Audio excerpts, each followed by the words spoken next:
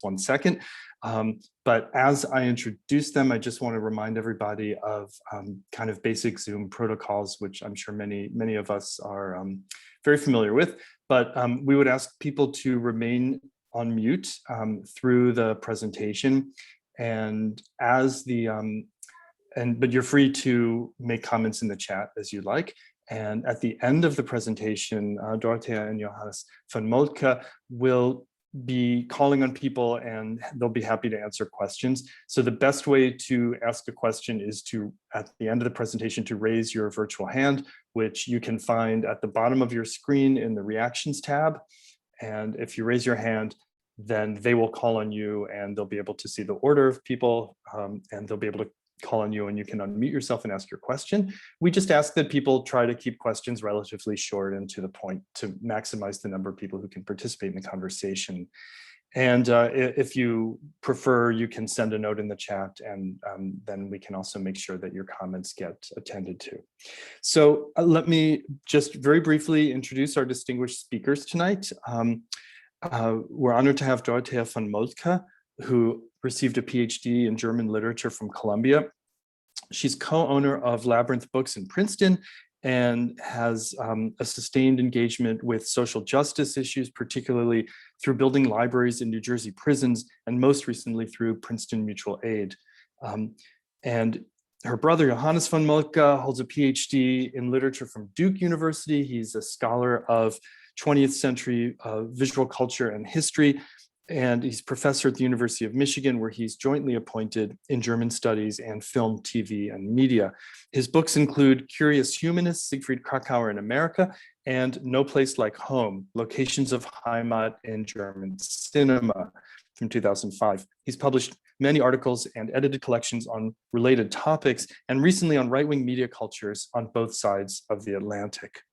Before I turn things, well, actually, without further ado, let me turn things over to them and mute myself. And we will be listening to them discussing this project, the prison correspondence, last letters, prison correspondence between Helmut James and Freya von Moltke, 1944 to 1945. So thank you so much. And the floor is yours, Dorothea and Johannes. So thank you very much, Paul. We're delighted to be here.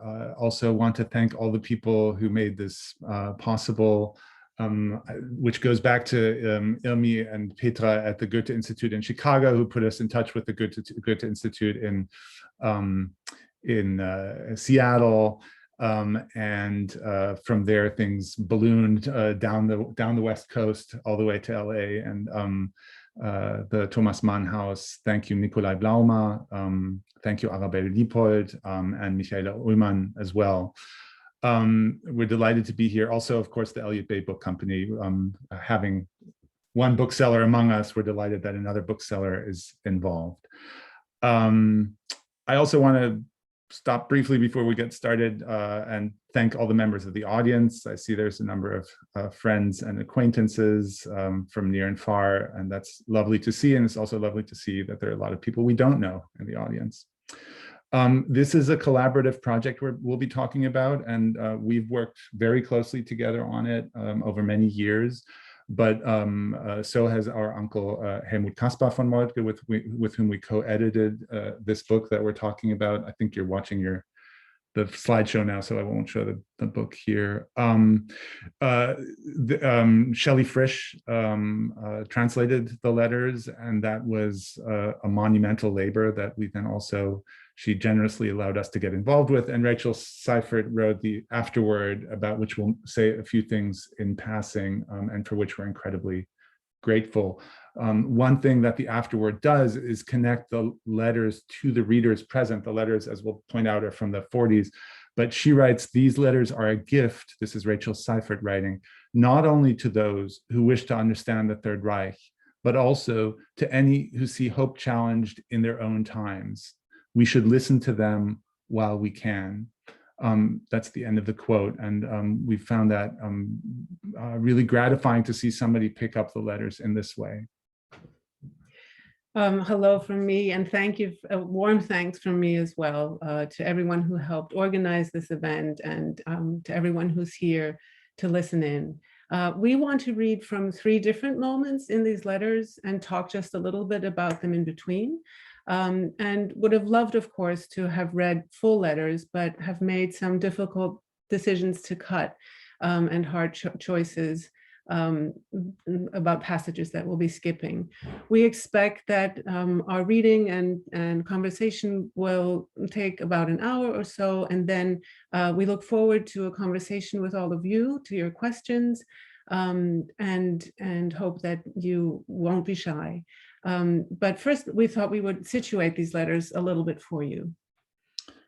So the correspondence in this volume, which we entitled Last Letters, consists of letters that our grandparents Helmut and Freya wrote to each other over the course of the 4 months between September 1944 and January 1945, during which Helmut was in prison awaiting his trial and near certain execution for his oppositional and conspiratorial activities against the Nazi regime. It's important, we think, to hold in your mind what this moment in history was. And we know some of you will be very familiar with this, but for those of you for whom this isn't something you deal with every day or maybe teach, this is, of course, the 12th year of the Nazi regime, and it's the final year of the war, during which war and genocide rage beyond the prison walls. These are months of mass death. And we've been struck by how that feels different now that we're talking about this during COVID, when we have different ideas about numbers in relationship to death. Though 80% of the Jews who would perish in the Holocaust were already dead, the killing continued in these last months of the war, with the Germans continuing to add concentration camps, mainly in Germany, and mainly in the form of subcamps spreading across Germany's cities and towns.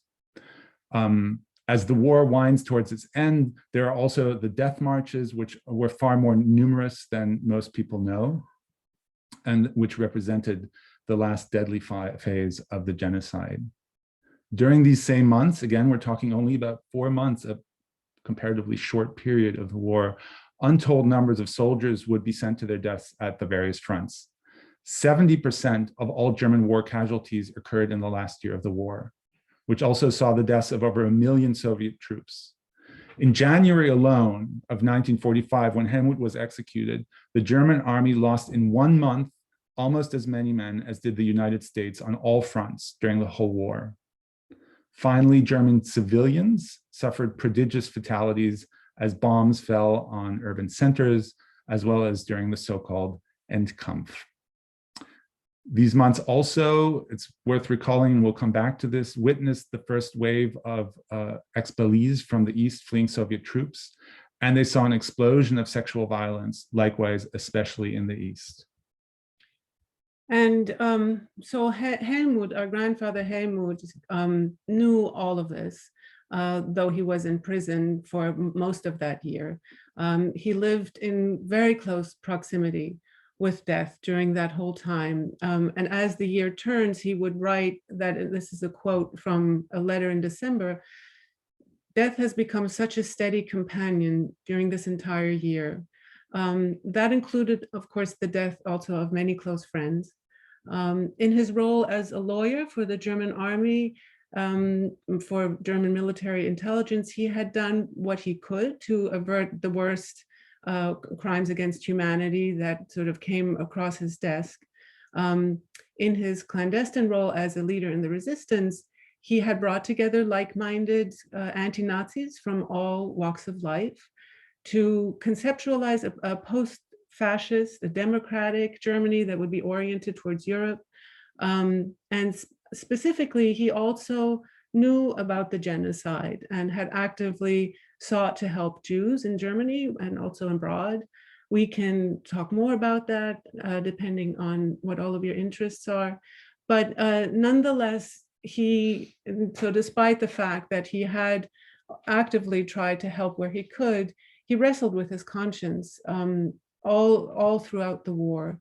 As we can see in a letter that he wrote to Freya much earlier in October of 1941, and I'm quoting this letter now, a few sentences from this letter.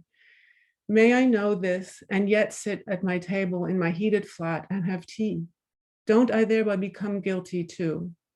What shall I say when I am asked, and what did you do during that time? How can anyone know these things and still walk around free? If only I could get rid of the terrible feeling that I have let myself be corrupted, that I do not react keenly enough to such things, that they torment me without producing a spontaneous reaction. I have mistrained myself, for in such things too, I react with my head. I think about a possible reaction instead of acting. So, of course, he does act in ways that we will discuss. From 1940 on, Helmut and Freya were involved, as I said, in conspiratorial activity. Together with Helmut's close friend, Peter Jörg, he worked to gather together a group of like-minded opponents of the Nazi regime from many sectors of society. This was very important to their self-understanding, that they come from very different corners of society. And together they would draft a political, social, and also economic framework for a democratic and, as I said, European Germany. Those plans were meant to ensure that when the Nazi regime was brought down, that the groundwork would have been laid for a really radical transformation. And as opposed to that meaning a radical transformation, as opposed to a mere change in the facade, is how he puts it in one of the letters. So this is the group that would become known as the Kreisau Circle. Actually, it was just one very small act of resistance. He warned a friend of an impending arrest that led to his imprisonment in January of 1944. And that is where he still was, though awaiting release in July of 20th, 1944, on the day of the failed assassination attempt, which involved actually some of Helmut's co-conspirators from the Kreisau Circle. And so it's really at this point that the Nazis understand that Helmut had had a key role in the resistance, though not quite understanding the contours, but they knew that they had a important political prisoner and transferred him at that point to Tegel prison in Berlin. So this is kind of working outside in. This is the context for the correspondence that then evolves between Helmut and Freya. It's a correspondence that occurs in the face of death, which they both confront unafraid. Each letter they write is a love letter, and each is also a letter of farewell between two people in their 30s. They say this explicitly once in a while, that they consider each letter the last, because they don't know if the next day they'll still be able to write. Most of Helmut's are written in shackles in his minuscule script, which you can see in the slideshow occasionally. He's awaiting trial, which is repeatedly postponed and which preoccupies him throughout. It's a correspondence that then suspended very literally between life and death. The letters and the letter writers, our grandparents, prepare each other for his death and for her life without him. In this sense, you can also see as you read through the letters that they're managing, they're walking on a tightrope between the acceptance of their fate and also the hope against hope, which was necessary for him to prepare his defense in front of Roland Freisler, the brutal judge in the Nazis' highest court. Freya tells Helmut at one point that she walks, that every day in running errands for him outside of the prison, she walks through a pair of socks that she has to darn every evening. They're living in different universes. Helmut is in a 70-square-foot cell, a universe in which only the spirit can move. His hands are shackled most of the time. He reads the Bible and speaks or sings the songs of the hymnal, many of which he's committed to memory.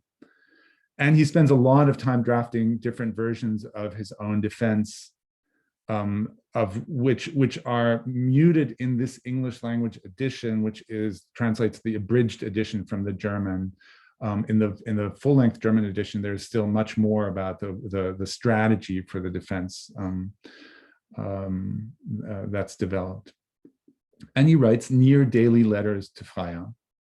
Freya, on the other hand, also writes virtually every day, but in contrast to Helmut, she is in constant movement. Not only in Berlin, but also between their manor and farm in the Upper Silesian village of Kreisau, where they have two sons. One of them is Helmut Kasper, with whom we worked on this book, and the other is our late father, Konrad. She travels from there back and forth to Berlin, constantly barraged by aerial bombs, and a city soon to be reduced to a heap of rubble. Another thing that I think you really have to imagine quite viscerally as you listen to these letters is that she's traveling on trains where it's hard to find a room, let alone a seat, because they are overcrowded with refugees fleeing toward the west. At the same time, she will be one of the presumably very few people who also travels against the stream of refugees eastward.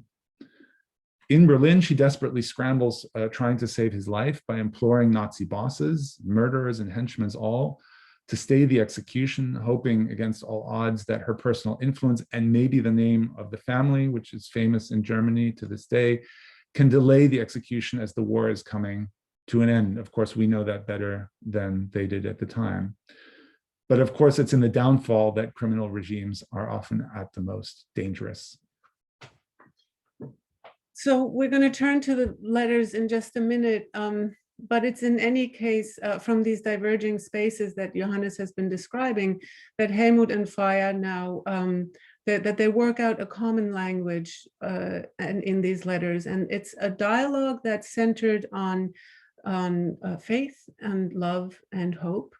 Theologically speaking, those, of course, are the three central Christian virtues. We will talk a little bit more about the place of religion in all of this. In fact, though, Rachel Seifert, whom Johannes mentioned in the afterword, describes the Kreisau Circle's resistance as a hope crime. And what does that mean? So in these letters, there's the hope against hope for Helmut's life. But there's also the hope for a future Germany after the Nazis. And it's very important to keep present to mind that this hope for peace without German victory was declared defeatist by the regime and was in itself punishable by death. So that alone could cost you your head.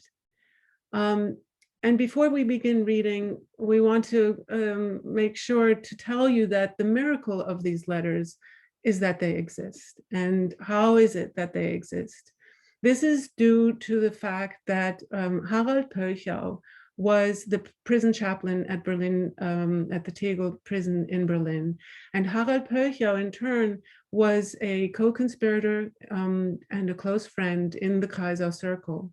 So he was a close friend to both Helmut and to Freya. Freya spent many evenings, sometimes nights, in their house. And Harald is the one who carried these letters in and out every day, almost every day, risking his life each time. And then Freya often would be able to be with the comfort of this friendship also in receiving and responding to the letters. So the book of letters is therefore dedicated to Harald Pölchau. Maybe we should add that it's also part of the lore of these letters that then Pölchau would carry the letters of Freya's, once Helmut had read them, out along with the new letter from Helmut. Freya, in turn, would collect them all, take them home to Kreisau, where she hid them in the beehives, thinking that that was the last place, thinking rightly that that was the last place the Gestapo would look if ever they came to look. And she guarded them as her treasure, as she said, for the rest of her life, in an inconspicuous little file cabinet in Norwich, Vermont. So you've got the images to go along with this as a kind of background. In case you're not as familiar with Zoom as some of us are by this point, you can resize that if you want to see more of us speaking or more of the images flitting by. There's a slider in the middle of your screen. There should be. Dorothea will be reading letters by Freya. I'll be reading letters by Helmut. And we'll begin with the first letter in this correspondence by Freya, and I will then read the third one in this correspondence, which is the first one in which Helmut responds to Freya.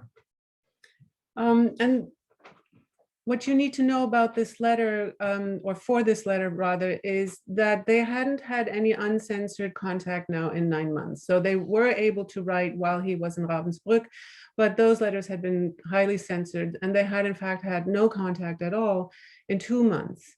But they had seen each other from across the prison yard the day before the writing of this letter, and that gets referenced.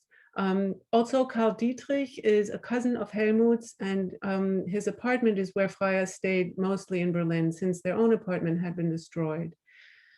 Finally, Freya's term of endearment for Helmut is James and Jem, and Helmut's for Freya is Pim. Freya to Helmut James, September 29th, 1944. My Jem, my love, my husband, my dearest beloved, how wonderful that I'm able to write you a proper letter again. How fulfilling it was for us to see each other. How well everything is going and how full of grace. It makes me so happy. My love, I think I know exactly what is going on inside you, even though I lag way behind you and will remain so. I still belong with you, and that is how I will stay forever. I will have to go on living, and that will be hard, but it will work out, because I will be able to go on loving you. These 15 years, that was our life, my Jem. What comes now will be a life for the little sons, for other people, for things. I don't yet know what, but my life, our life, my beloved Jem, that is now coming to an end here. You always told me that you would die young. You promised me 7 more years, but why talk about quantity? Quality is what counts. How good it is that I have experienced every minute with you consciously as a gift, that I fought for every one of them. I'll grow old and I'll change, but you will always remain inside me until I may die and find you again one way or another. My love, how wonderful it was to really see you yesterday, for I saw right away what was going on inside of you, even before you discovered me, which happened quickly enough. You saw the same in me, and when we looked at each other, we knew everything. I keep reveling in it. It's part of the treasure trove.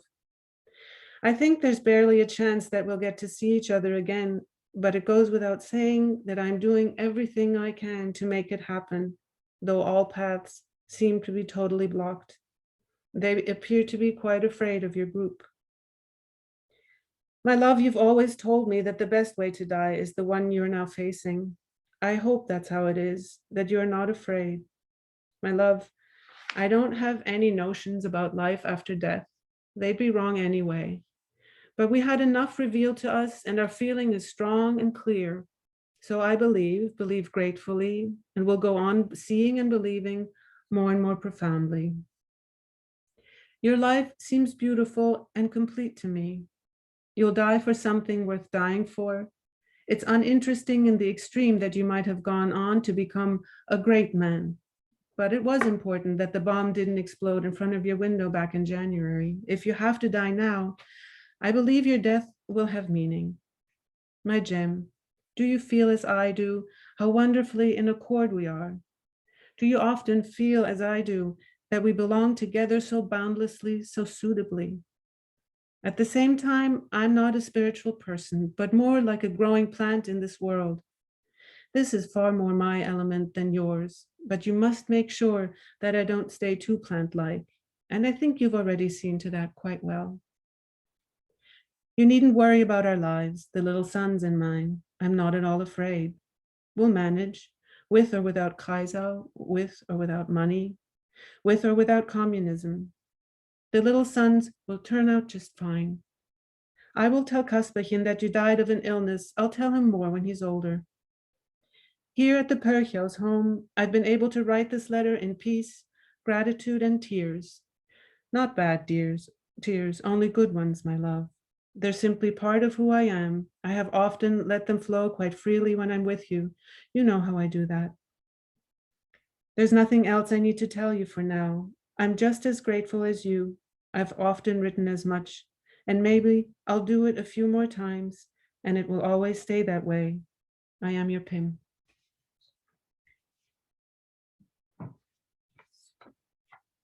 So 2 letters later, we get Helmut's letter to Freya on October 10th, 1944.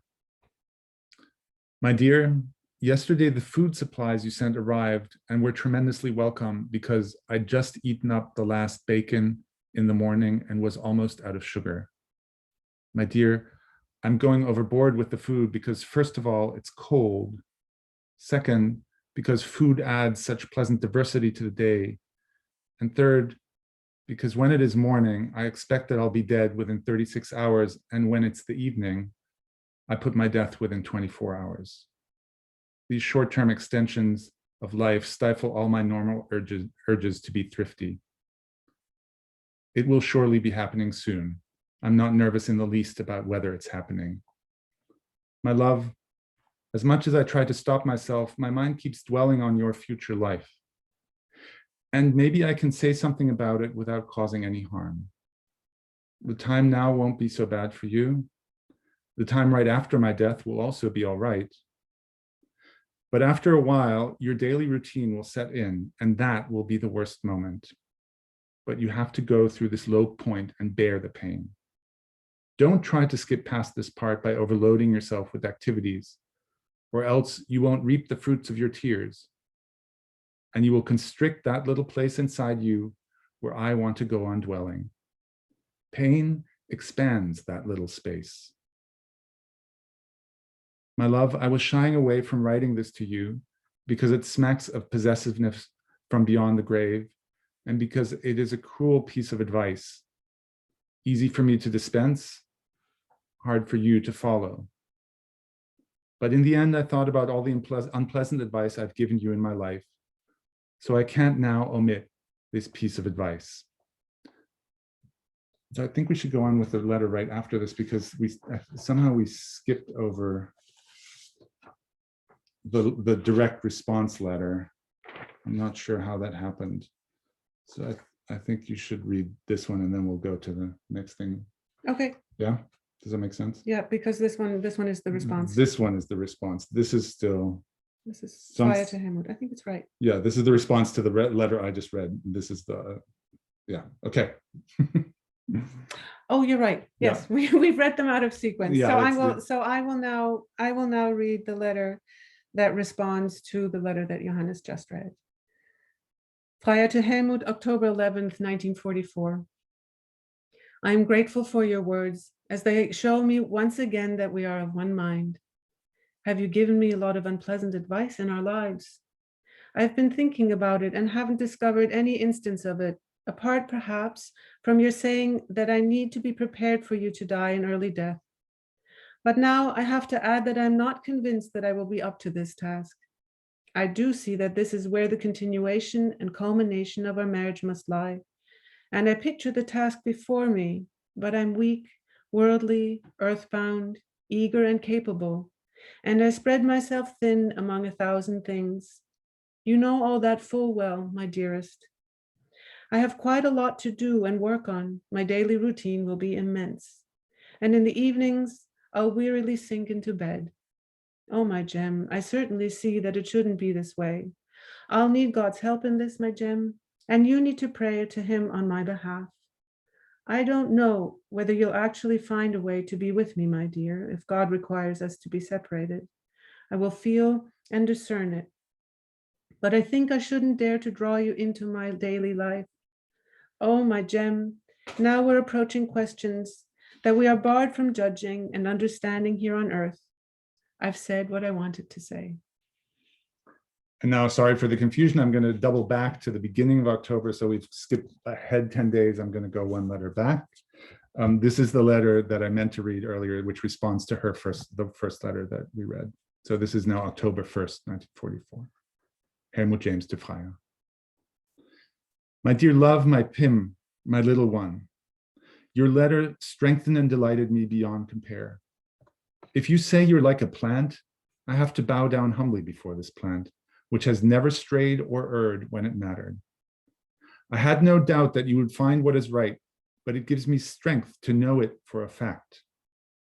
Yes, my love, our life is at an end. Not until this year did I learn to be fully grateful for this life. How was it possible for me not to have known it always? Mommy and you have guided me from the womb to my grave, and I haven't known a single cold, loveless hour in my entire life. I'm joined to you, my love, by a bond that is so much firmer, deeper, and more enduring than I ever dreamed possible. Now I know it, and you too know what a gift of grace this is, my love. But there is one thing you must know, my love. All decisions are now yours alone, and you mustn't feel bound in any way by wishes I might express. That would be utterly wrong.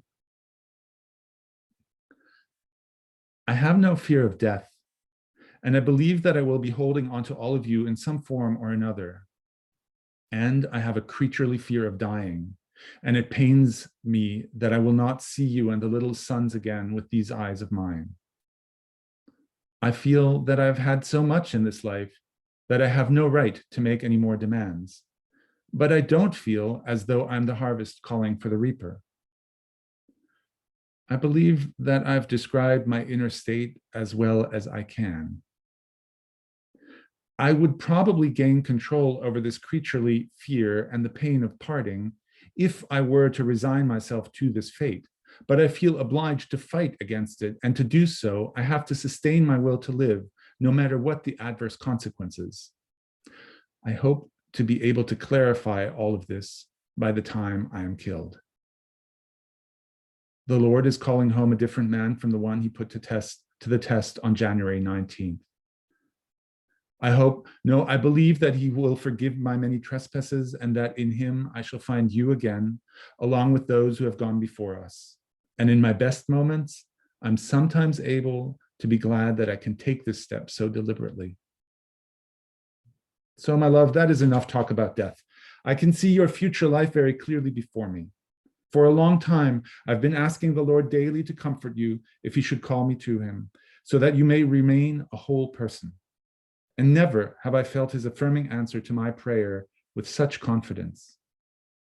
Any details are so unimportant by comparison. Just as my last request will be to ask for his mercy, my next to last will be for you, and I am certain he will grant what I ask. I'll stop here, my love. I don't know whether I'll be able to write you again. I regard every letter I now write as the last one, and you won't find much that is new in them. The verse in Mommy's eulogy applies to both of us. For whether we live unto the Lord, and whether we die unto the Lord. Whether we live therefore or die, we are the Lord's. James. So hopefully with these letters, you're beginning to hear a little bit each of their voices and their differences. We thought we would pause for a moment, though, and just think out loud a little bit about the language of faith that is so marked also in these letters, and to talk for a moment about what their Christian faith meant to Freya and Helmut. And it's important to know that neither of them grew up in a pious household, although they both come from Protestant backgrounds. And for most of their married life, it was what today one might call humanist values, that guided them. Then in her later life, Freya stayed involved very much with Christian thought, especially in new and different ways in her life, in the life that she would share decades later, and then for many decades still, with the emigre sociologist of religion, historian, philosopher, Eugen Rosenstock-Huessy. But the church never became important for her. In fact, she would speak in explaining what religion had meant in this last year of Helmut's life, of the need in a state of exception for more than, and these were her words, the language of liberal thought.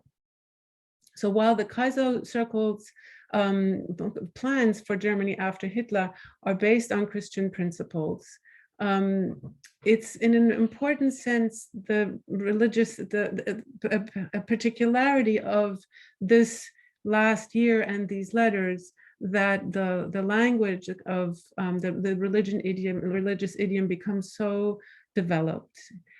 That is for Helmut also a function of the fact that the only thing that he really reads in prison is the Bible, a little bit of Kant, some agrarian manuals, but really almost only, and in Tegel then really only, the Bible and the hymn book.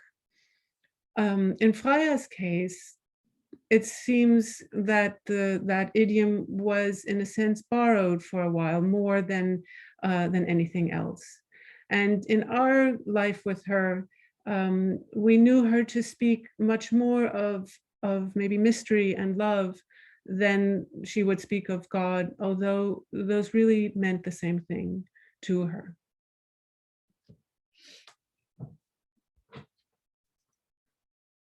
There's we've tried to describe it at the outset. There's a rhythm to these letters that involves a waxing and waning of faith. Well, the faith is pretty constant, but it too wanes. Of love that intensifies throughout these letters, and Freya spoke of these months as the most intense period of their lives. And the high point of their marriage. And the high point of their marriage. And there's hope, which we talked about earlier, even though they'll say things like, this is a quote from one of the letters, there's absolutely no reason for human hope. But that doesn't mean that they're not also beset by doubt. In a way, although one has to read a little bit differently for it, doubt is as much a through line in these letters as faith is. Helmut writes at one point that, quote, every day he has to grapple anew to retain his faith. If one reads these letters as a book, and it's one of the most remarkable things has always been in the work on these for me, to see how much a correspondence actually has the shape of a book with these rhythms and these ups and downs. And so if you read them that way, it's clear that there are two particularly dark phases in mid-October and mid-November, which are prompted from the outside by him having to adjust to delays in his case, which he expects to go forward and then it gets delayed again, but also by seeing Freya in person, which gives him hope and then leads to depths of despair. He finds himself grappling with the devil, as he puts it in the faith-based language. He speaks of fear, but also fear of bombs falling, which at one point come very close.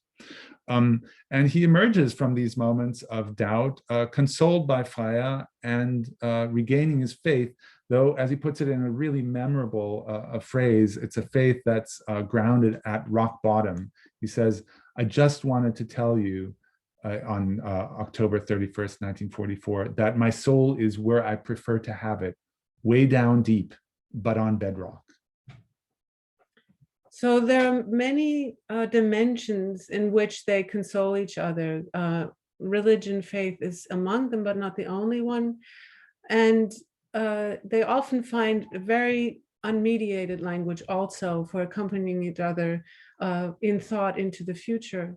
And those are passages where the reader really feels very acutely that the activity of writing itself was not only a way to draw near each other, which it certainly was that, also to plan his defense, and it was that, but it was also a way of clarifying their own thoughts and of searching for and often finding, then losing again, as Johannes has said, a kind of inner peace. And we will be reading. Those are the ones I've already read. Yeah, right. So we Yeah. will now go to the letter that Helmut wrote to his two young sons, right? Yes. So this is a letter that's slightly different because it's not to Freya, but it's given also to Perchel to deliver to his sons, who at this time are, I'd have to do the math, I think they're 3 and 7. So he doesn't expect them to read these letters right away, this letter right away. And it's also a different letter in the sense that we grew up with this letter, and we're not the only ones. This is a letter that was published in various other places before, but here becomes now part of this correspondence in the course of which it was written. The correspondence, I don't know if we've mentioned this, was too close to our grandmother's heart to let go into the public during her lifetime, although she knew well that, and she was completely okay with the fact that it was going to be published after her death. But this one letter is fairly well known, but belongs very much in this context. So I'm just going to read an excerpt from the letter of Helmut James to his sons, Caspar and Konrad, on October 11th, 1944, because it's important to this picture. Dear Caspar, dear Konrad, since I will probably no longer be alive in just a few days, and since I will therefore not be able to stand by you and help you in your lives, while I still have time, I want at the very least to write you a letter. I really don't know you, little Konrad, because the last time I saw you in good health, you were really still a baby, and now you're already a little person. I won't be able to stand by you and help you in your lives the way I would have wished, nor can I give you any general advice because we all have to learn and gather experience for ourselves. I just want to tell you that I will die in the certainty that I will come to God through Jesus Christ, and that the 4 of us, Rayali, which is Freya, the 2 of you and I, will always be united in his love. No one can know how, so it's impossible to inquire into it either. I'm not saying this to make you believe it. One can't just be told these things by someone else. You either know it or you don't.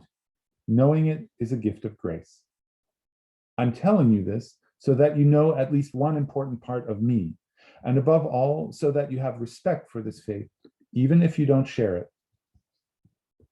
The issue that will result in my being killed will go down in history, and no one knows in what form.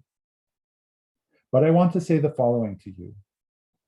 Throughout my life, even back in school, I have always fought against the spirit of narrow-mindedness and violence, of arrogance and lack of respect for others, intolerance, and an absolute and merciless stringency which is inherent in the Germans and has found expression in the National Socialist state.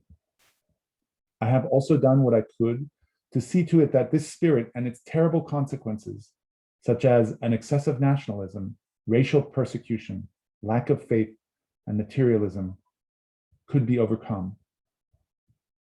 In this sense, then, my being put to death is justifiable from the National Socialist standpoint.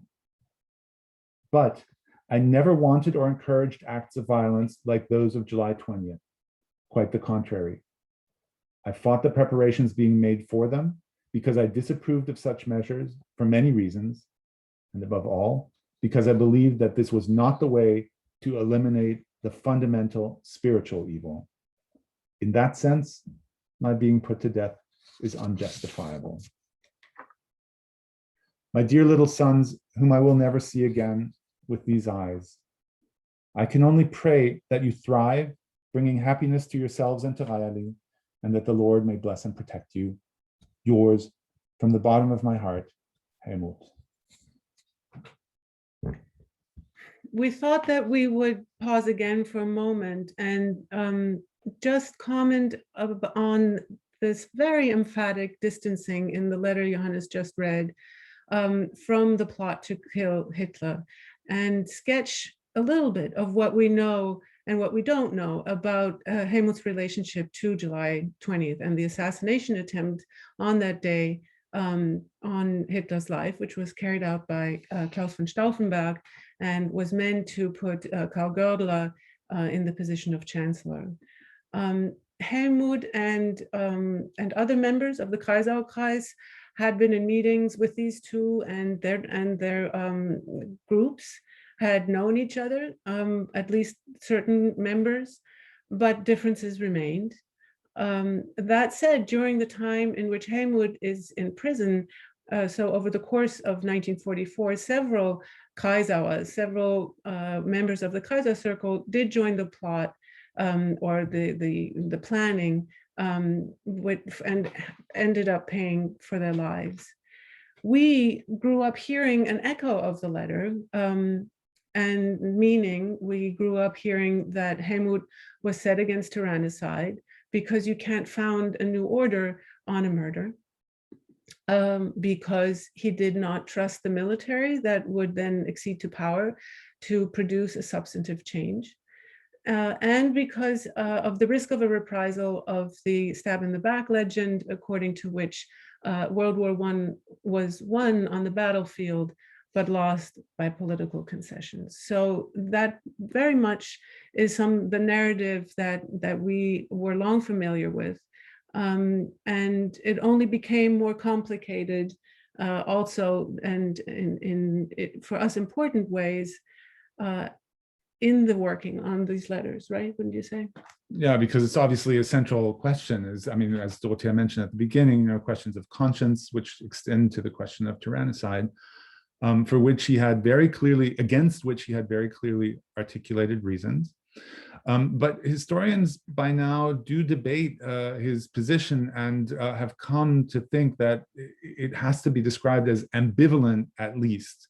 We do know from an interview that Freya gave later in her life that he was, in fact, at one point more or less vetting a military official for the role of assassin. There are other ways of reading some of his comments that allow one to think that at least he permitted the idea, the thought of tyrannicide to enter the kind of the realm of his thinking on this. That said, just to recall the circumstances, he's been in prison since January 1944 for warning this friend of his impending arrest, and therefore was no longer involved in the concrete deliberations about the coup by people, including, as Dorothea said, his friends.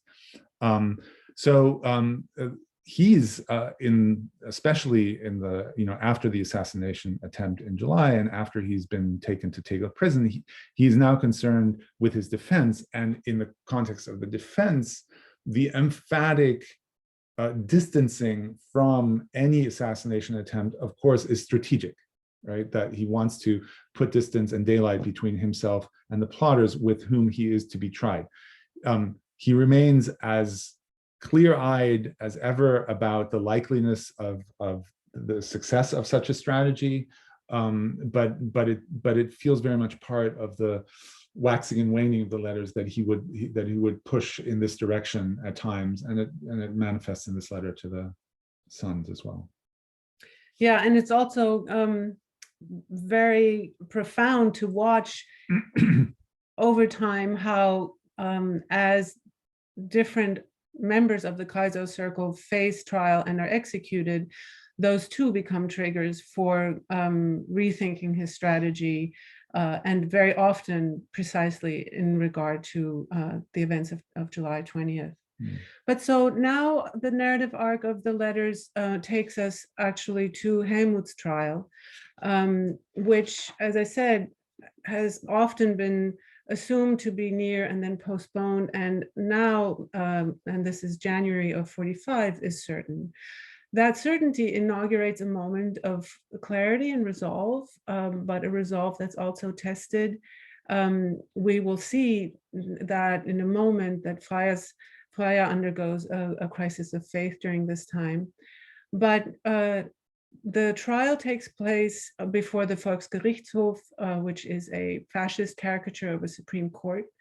And we will read now a pair of letters leading up to the trial, one leading up to the trial from Freya, and then one from Helmut about the trial. So just as a reminder, Freisler is the presiding judge. Freya to Helmut James, January 6th to 7th, 1945. My love, you now have to focus everything on the path ahead of you, on the trial and on death. You mustn't think about me anymore, and you don't need to either, because my love will surround you tirelessly and irrepressibly. It will envelop and warm you when your enemies encircle you. It will go with you wherever you have to go. Never, never, never will it have an end. It has made my life rich and will keep my life rich. We will always find each other in our love, here or there. I'm not complaining, because we have to be willing to lay our lives on the line. I approve of everything you did from the bottom of my heart. I don't want to start making grand statements that would make it seem as though we're not as one, but since we are, this is also a part of it, and it gives me courage and composure and pride. But this goes too far in pointing to your death. We ought to consider that outcome possible, but we don't have to believe in it firmly. First, we need to fight, and for this fight, you need my love. You have it, you have me. I will beat as your heart and warm you and pray and hold you in my thoughts without fear, without anxiety, utterly prepared and determined to fight for us. You too need to stay calm and firmly anchored, safe and secure in God and united with your pin. Then the gifts of your spirit and head and heart will come to our aid, because you are not fighting just for yourself. I could go on writing for a long, long time, but nothing else is new and all has been said between us. And so I say, may God watch over you, us. I am and will forever remain your pen. And now Helmut reports to Freya from the trial, which has taken place. And he writes a series of letters actually on the trial. And this is an excerpt from that letter. Now for the course of the trial. It's of course forbidden to report any of this. The legal principles that were decreed allow for only one conclusion. Anyone not to have Freisla's liking is guilty of high treason. One incident was typical. For some reason, a copy of the penal code was needed because Freisla wanted to read something aloud from it. But it turned out that none could be located. Freisla started with me. Things began in a mild tone and quite speedily. Thank God I'm fast on my feet, and I easily kept pace with Freisla, which incidentally we both clearly enjoyed. But if he tries that on a man who's not too quick, that man will be condemned before he realizes that Freisla has dealt with the personal data. Up to and including the discussion with Gödela and my position on it, everything went quite smoothly and without much ado. Then came my objection that the police and the Abwehr had known about it, whereupon Freisla was seized with fit of rage. Number one, a hurricane was unleashed. He banged on the table, turned red as his robe, and thundered, "I won't put up with that kind of talk. I won't even listen to something like that." And it went on and on in this way. Since I knew anyhow where this was heading, it was all the same to me. I gave him an icy stare, which he clearly didn't appreciate, and suddenly I couldn't help but smile. This then spread to the associate judges sitting on Freisla's right, and to Schulze. You should have seen the look on Schulze's face. I think that if a person were to jump the bridge over the crocodile pond at the zoo, the uproar couldn't be greater. Well, that exhausted the subject. But then came Kreisau, and he didn't linger on the preliminaries, but instead headed straight to two things. A, defeatism. B, the selection of state administrators. Both led to new fits of rage of the same quality. This upshot of this hearing against me, because calling it my hearing would be ridiculous, was all of Kreisau and any conversation connected with it is preliminary planning for high treason. Yes, of course, I have to add, after this climax, the end came in 5 minutes. Freisla asked, "Have you anything else to say?" To which I, unfortunately, responded, after some hesitation, "No," and I was through. You just heard Freya speak of her courage and composure as she thinks about this trial. And as it then turned out, that hoped-for state of mind eludes her during the days of the trial. She is in fact riven and restless and not comforted by faith, and is able to describe all of that to Helmut in letters. But she comes out on the other side of this inner turmoil, and through and with the experience that for her, love and faith are co-equal, so that for her, her devotion to Helmut and her other loved ones, remember she described herself as the not very spiritual person in the first letter that I read, that in her love, she is in fact living her faith, and that nothing else is asked for her. This is a real clarification for her, and allows her to return to herself, and to find that courage and composure again. Johannes and I, in turn, got to experience the strength and this forthright love in all the years that we knew her. I should say that in the letter that I will now read, when she refers to January 9th through 11th, she's referring to this inner passage. Freya to Helmut, January 23rd, 1945. My dear, dear love, the truth is that our eyes cannot catch sight of any way out from your situation, no matter where they look. Nowhere do I see the tiniest spark for hope, unless the SS Reich leader himself does something, and I consider that unlikely too. No, I don't see anything. But this past year and these past months have taught us quite palpably and quite clearly that this means nothing at all before God. And so we can say, you're still alive, and as long as you live, there are possibilities for you to stay alive. I'm in a state of mind that I can't characterize as hope, but I'm calmly planning where your shirts can be washed and where sausage and butter for you can come from if I need to be away. And I'm planning quite long term without having any real reason to do so. Not that I'm full of hope either, but the days from the 9th to the 11th have shown me that I have to live that way, continuing on with you. How firmly I carry you in me, my love, quite, quite firmly, and with the unwavering certainty that even your death can do nothing to change that. When Harald Pölchau wants to bring this letter to Helmut in prison, he finds him already taken away for his execution. So this is the last letter of Freya that then no longer reaches Helmut. And we will end here as the book ends, and welcome a conversation with you all.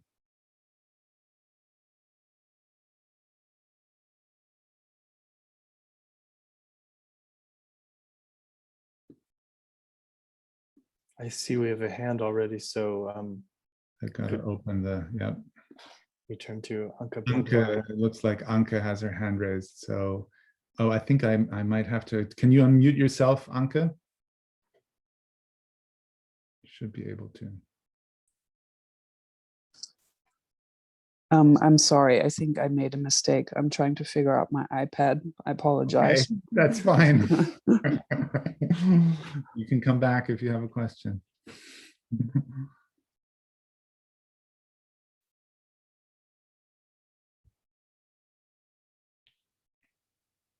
I did just see a hand from Daniel Goldschmidt. Okay. Yeah. Hi, hello. So first, thank you very much for this outstanding presentation. I think what is amazing to see that the letters are relevant not only for 17 years ago, but relevant for today.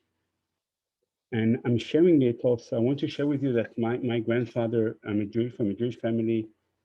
They escaped from Germany and to France. And actually my grandfather was part of the resistance, the French resistance, and was arrested in July 43 as a resistance member, not as a Jewish. Mm. And he had a trial, and the trial was clearly to be executed, but then, they were realized he's Jewish, so he was sent to Drancy. Mm. From Drancy, he was sent to Auschwitz.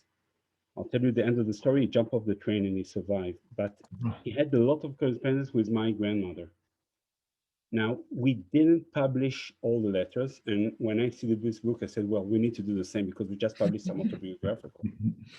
And so I just want to read, if possible, one paragraph from the last letter. So his last letter from Drancy, it was his farewell letter, said, you know, that's it, time. Because all the letter was more, and if I can read it, take 30 seconds, I'll do it very fast. Sure. So, do not think about personally avenging me. They had done us great harm, but the struggle between them and me was a fierce one. I attacked them, they defended themselves, but I have won my war because I've taken several victims from their rank. If everything goes well, I will continue to do it tomorrow and in the day to come, and they will only take in me. Do not confuse justice with vengeance. Justice is a duty, but vengeance is a passion. I would not want your life, especially not for my son, to be obsessed by the desire of vengeance. Be builder rather than avengers. And the last thing, the PS of the letter, he told my grandmother, dear Margaret, try to locate in the office of Drancy the get. The get is the divorce certificate, the Jewish divorce that I left there.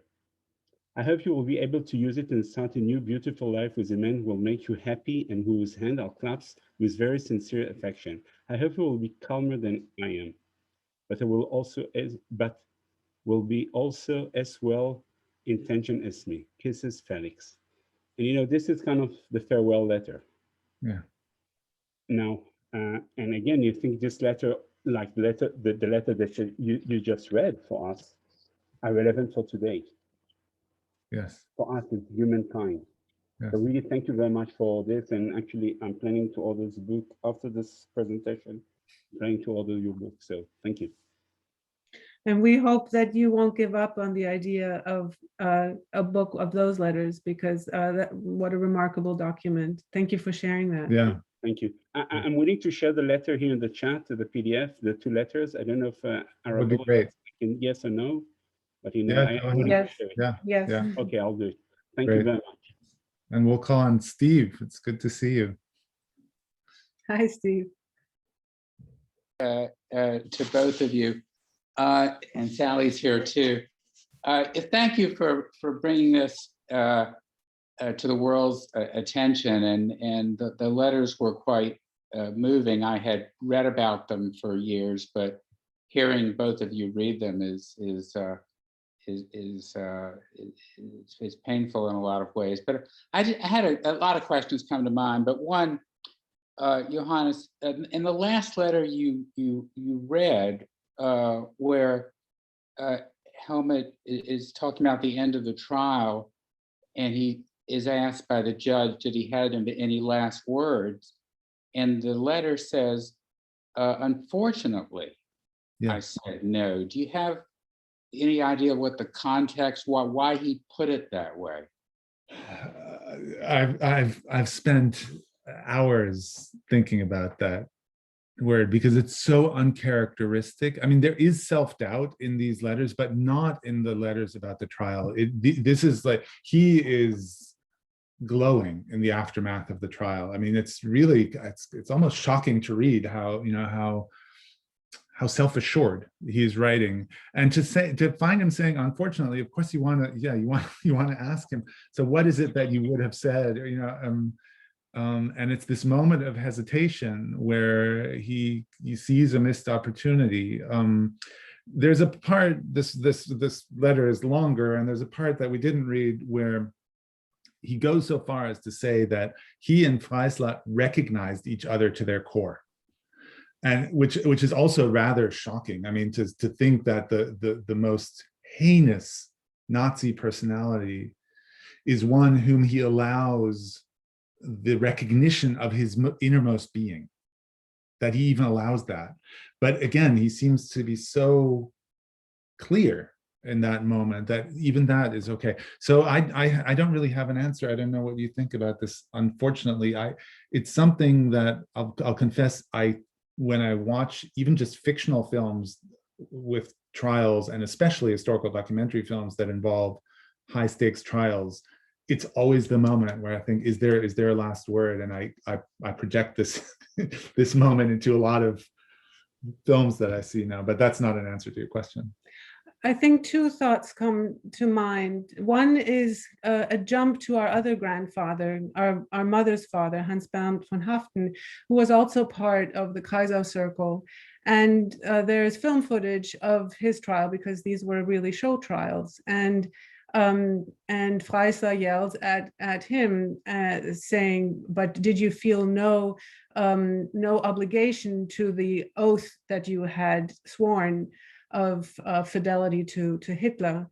And he says, "No, I consider Hitler to have been ein Vollstrecker des Bösen," the executioner of the executor of evil. And so in some ways that is a sort of summary moment that gives us a version of what one might think that our other grandfather might wanted to have concluded with, when that sort of, which is speculation, but there's that. Also, there's a different moment in the full version of this account of the trial, where Helmut reconciles himself with, more than reconciles with himself, almost celebrates the fact that the trial got to a point where Freisler was putting him to death for, and this is a quote, "for having thought together with his friends." So that there's a kind of distillation in this encounter with Helmut that happens, that arrives at what for him is the high point, that it has to expose that is the logic of his death sentence. And so if I were to speculate about that question, my answer would be that perhaps there was still a lingering desire to hold that mirror up to Freisler, and to have found some version of telling him what he tells Freya, and therefore us. Yeah, and thank you to Mark Seifert for putting the quote in the chat, which belongs in this context too, which is this mutual recognition, and also a parallelism. I mean, it's really radical, a parallelization between Christian faith and Nazi ideology, saying both demand the whole person. You can't, in other words, they're incompatible. You can't be Christian and fascist. Thank you. Thank you. Can I jump in, since there's a pause? And I wondered, on my screen anyway, the images were rather small, and I wondered if you could talk more about the drawings in the letters, because they seem really quite well executed, but it was hard to get much of a sense of what they were depicting, other than, I guess, the cell. But if you could give us any more kind of context for those drawings, or anything about their artistic impulses or training, that would be really fascinating, I think. There are about 3 or 4 of them, I believe. I have not been struck by artistic competence in them, but they are really important. So one of them is about the ornamentation of his cell for Christmas, which is really an image that his sons have drawn, and I don't know if you can see and that. a candle, and something here, and a wreath or something like that. And he uses that to show his world to the outside, to project an image of the world that of the place he's living. And he begins with just the sketch of the floor plan, across which he then walks endlessly, kilometers, back and forth, in order to stay healthy. Yeah, this is the Christmas image. Yeah, they accompany these letters, which are the writing. You say the image is very small. The writing is really minuscule. So if you're not really familiar with it, it's very, very hard to read. And for the first edition of his letters, this book, we should say, so this is called Last Letters, which is the correspondence between Freya and Helmut. So we hope that you got a clear sense that here are 2 people talking to each other. this was preceded during our grandmother's lifetime by letters to Freya. So those letters have been available from Knopf for a long time. And they were transcribed fastidiously from this tiny print by Beate Ruhm von Oppen, who was a professor at Maryland and worked closely with our grandmother on preparing these for publication, and I think have been very useful to historians, although I'll let the historians in the room talk to that. But they never had the correspondence voice, so there was never Freya was never in them really to answer. Although they already wrote almost daily. At one point who says Briefe sind unser Leben? Letters were our destiny. Letters were our destiny. I think she said says it retrospectively. Yeah. So they were, big letter writers. I see another question. Maybe I'll use your question, Paul, just quickly as an occasion to tell all of you about this image, the cover image of the book, which is not a casually chosen one. And we were really happy that New York Review of Books went with this. This is a part of a watercolor painting by Carl Schmidt-Rottluff, who was a German expressionist artist and a close friend of Helmut's, who was not allowed under the Nazis to practice his art, certainly wasn't allowed to do anything in oil. So these are all watercolors.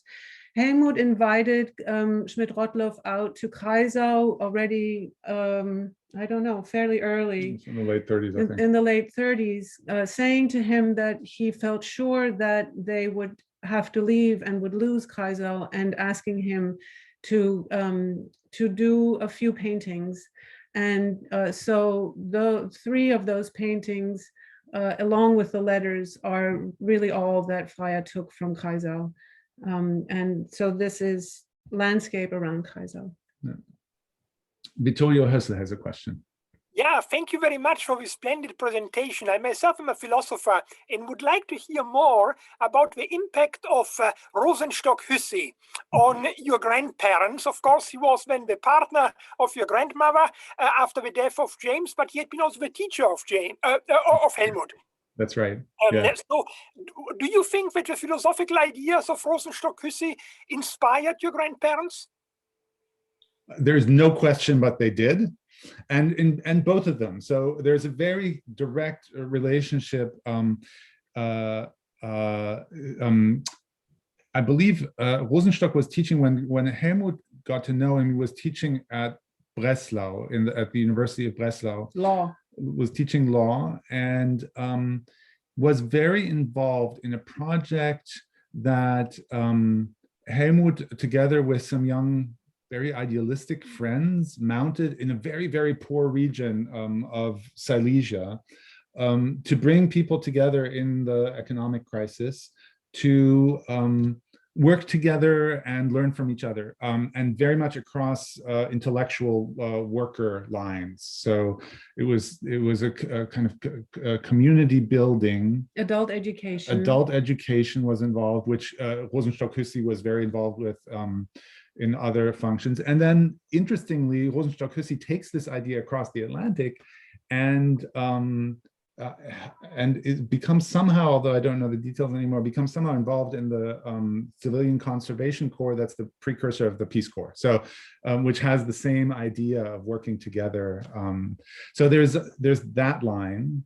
And then there's the other line that Dorothea was mentioning, which is his very idiosyncratic discussion of Christianity, Rosenstock-Huessy, which was a way for our grandmother to keep thinking about what faith meant to her in new ways, to keep grappling with the role of the church, which she thought about a lot, and to stay in that conversation. They lived together for the last 13 years of his life in Norwich, Vermont.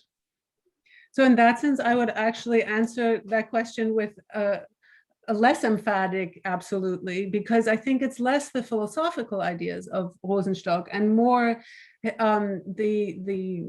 practical work that came out of Rosenstock's adult education work that inspired this collaboration. And it's also important to say that the work in Silesia brought together quite a number of people who then would become members of the Kaiser Circle. So that paid forward in many crucial ways. But when you're asking about the philosophy, I would say that was not in line with what we were trying to describe about the late evolution of the religion in Helmut and Freya and together.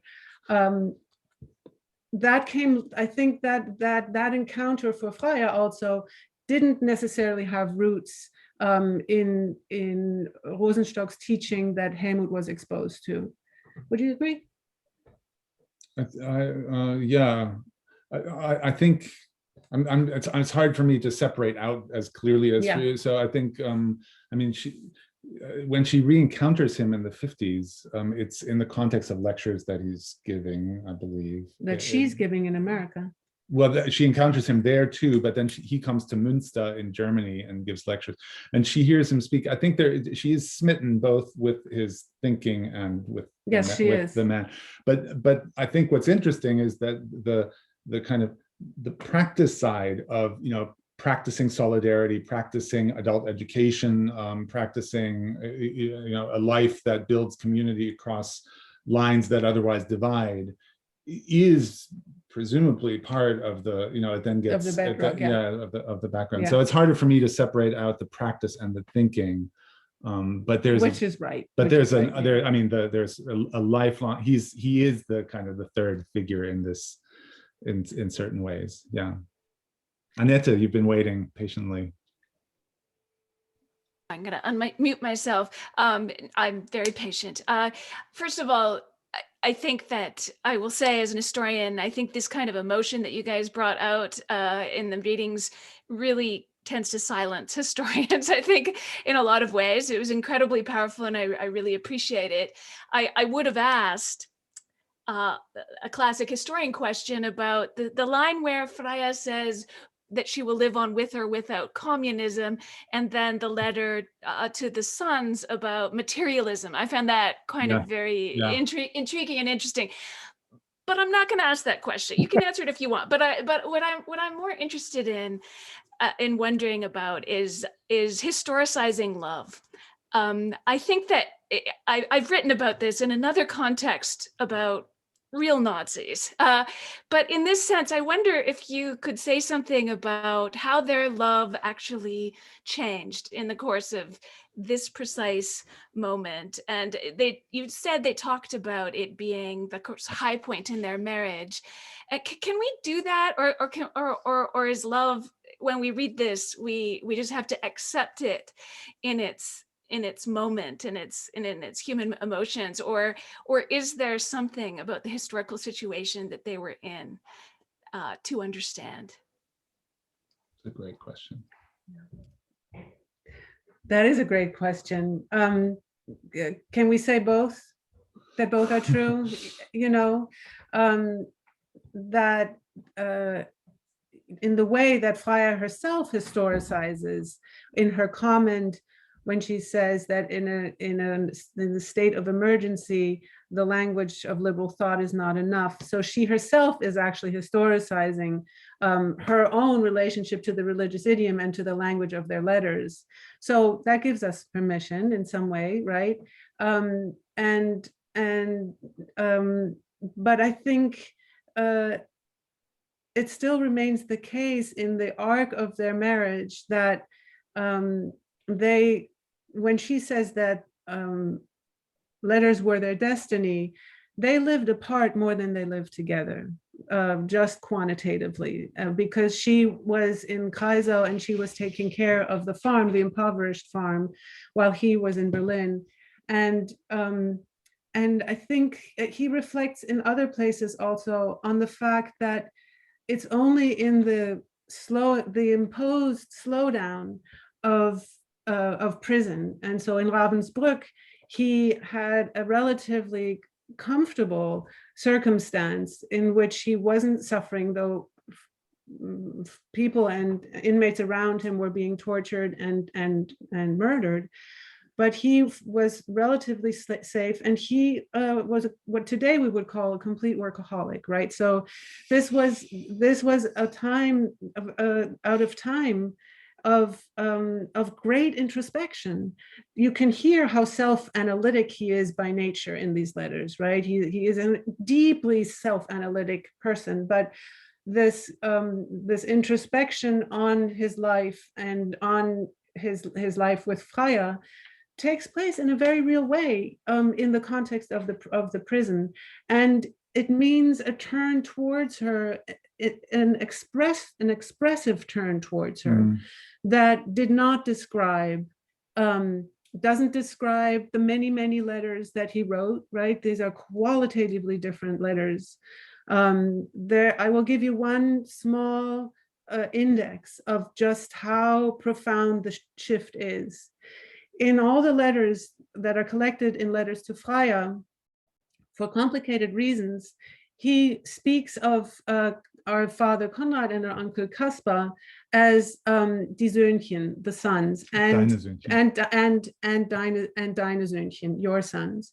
He did not want children. He did not want to bring children into this world, and certainly in the case of Kaspar, Freya simply had her way, and in these letters, for the first time, he speaks of our sons. So as one indicator of this being not just something we need to historicize or may historicize, but also something just very actually true, there's a really deep evolution, right? I was going to go to the same place because it is, I mean, it's obviously central to the fact of our very existence. But the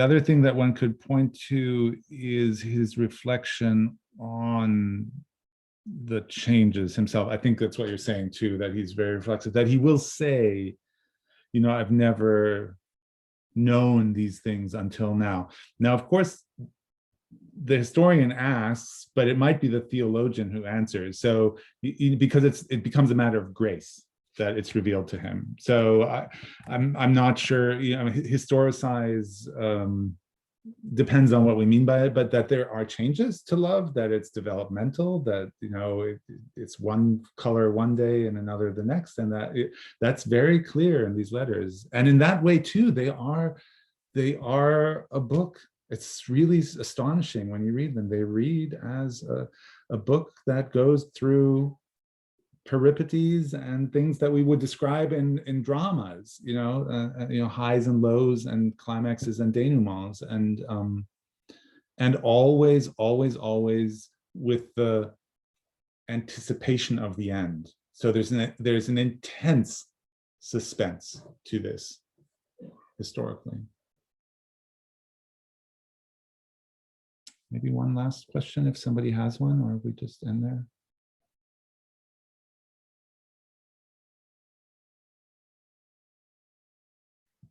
Yeah, there's somebody raising their hand.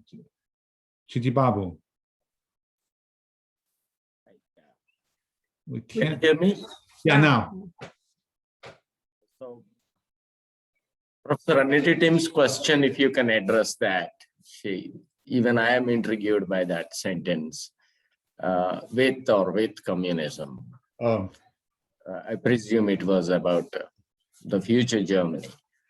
Yeah, so it's about it's about the encroaching Red Army, of course, and they do realize that the state is going to be overrun by the army, which then advances all the way to Berlin, of course, before it stops. So she stayed for another 3 months, 2 months, and then got help from the British to leave what would become the Soviet zone and what would become Poland. And she, interestingly, and for complicated reasons, goes to South Africa, where, of course, she runs into apartheid and then leaves from there. And but the advance of communism is, I think, mentioned because of their livelihood, The openness to socialism is part of the Kreisau circle. So there are certainly people who today one would think of as the nobility, even the Junkers, if you want to, use that language, the landed nobility. And on the other hand, there are representatives of the trade unions, people who, like Julius Leber, who come from the working class and become important to the labor movement, alongside also religious leaders. So that's one big axis of the coalition, is labor, church, and what would you call it? Civic society somehow, yeah. Yeah, all of that. I think in a very concrete way, also the Eastern Front is just so proximate to Kreisau. So the Russians are really at the doorstep and then come. And when I mentioned that Helmut was reading the Bible, Kant, and agrarian tracts in Ravensbrück, the agrarian tracts were very concretely about imagining that the world might be radically changed, what was about to be radically changed, and they might have to farm, and being at peace with that on some level. Yeah. Last question from Wolf Gruner. Yeah, thank you very much for this really great presentation and these wonderful letters. I have one more technical question. When you talked about the trial, and also the letters kind of depict this as this one-on-one with Freisler, did he kind of rejected a public defendant? Did he defend himself? Or this was not really clear to me, because the option was normally given, right? Maybe you can explain this a little bit. Well, he had he has a defendant, but he works on his defense all the time himself. He's a trained lawyer himself. And there's a lot of talk first about who could defend him. And Freya scours Berlin for the right person. And then they work with one person, and then they trust them and don't trust him, so that waxes and wanes. But there is a lawyer by his side, but he speaks for himself, as far as I know, in the trial. Yeah, he has an appointed lawyer, but defends himself. And one of the, to me, very dramatic dimensions of the letters is that you witness how long the Nazis kept up the juridical charade, as literally the building was collapsing only weeks after Helmut's execution. Freisler is killed because a beam falls on him and kills him. And yet all up to, and in some ways even more desperately, as things are collapsing, they cling to these to this facade. And part of that is appointing a council, I guess, is what one might say, but he defends himself.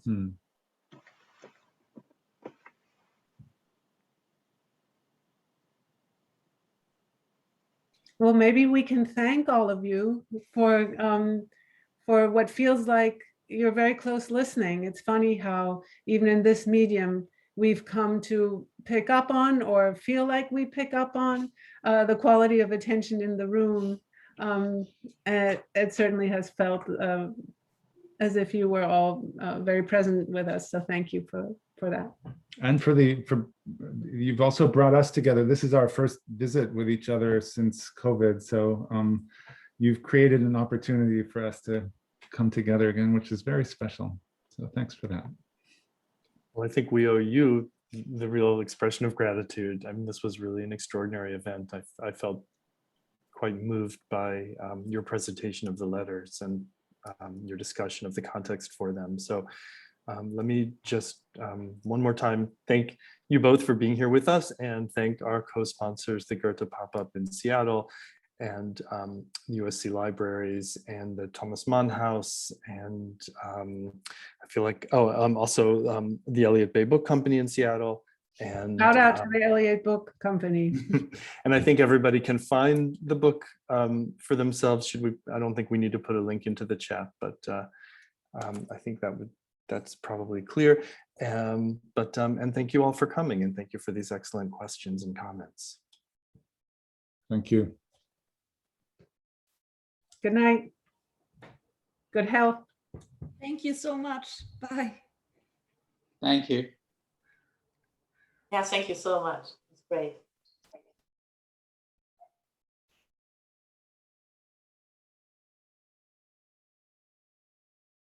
Hi, Cynthia. Great to see so many familiar names and faces. Yeah, cool.